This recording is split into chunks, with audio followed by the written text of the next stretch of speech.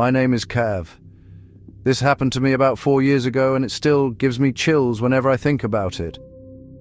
It was a hot summer evening in the United Kingdom. My mother, little sister, and I had just returned home from visiting my grandparents. It was already dark when we parked the car in front of our house. As we walked toward the front door, I happened to glance up at my bedroom window. And that's when I saw it. A black silhouette was standing behind the curtain, slightly slouched but clearly visible. I froze for a second. I thought it was my other sister trying to scare me since she was home at the time. I called out to her, but the figure didn't move. I laughed it off, thinking I'd talk to her about it later. But when we stepped inside, my heart dropped. She was sitting calmly on the couch, studying. My stomach turned cold. I knew what I had seen upstairs. Someone or something had been standing in my room. Trying not to panic, I walked upstairs and switched on the light.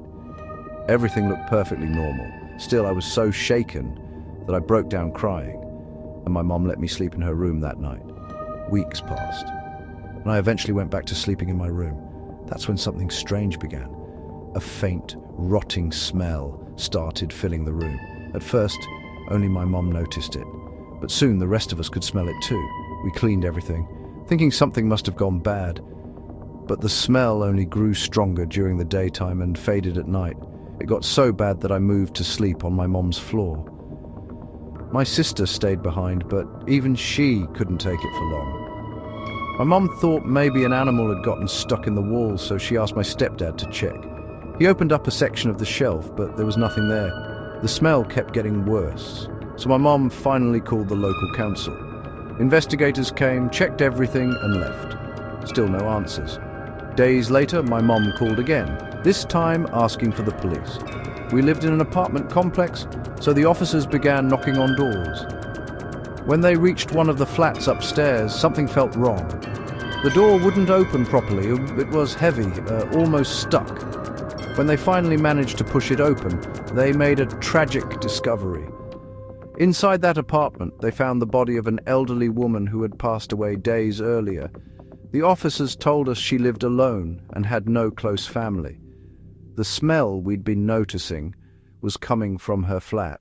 Later, my mum sat us down and gently explained what had happened. It broke my heart to hear that the woman had been all alone. To this day, I still think about that shadow I saw in my window before it all happened. Could it have been her? Maybe she was reaching out. Maybe she wanted someone to notice her one last time.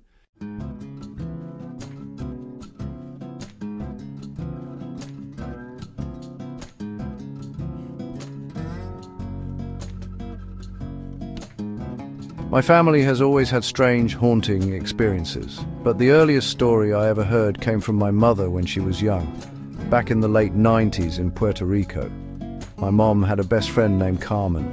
They grew up together, went to school together, and were inseparable. One afternoon, while they were playing outside, a man from their neighborhood approached them. He was friendly and well-known in the community. Everyone trusted him.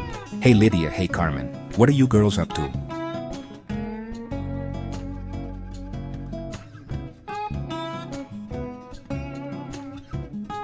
Carmen, maybe we should ask your parents first. Before my mother could stop her, Carmen had already agreed to go with him.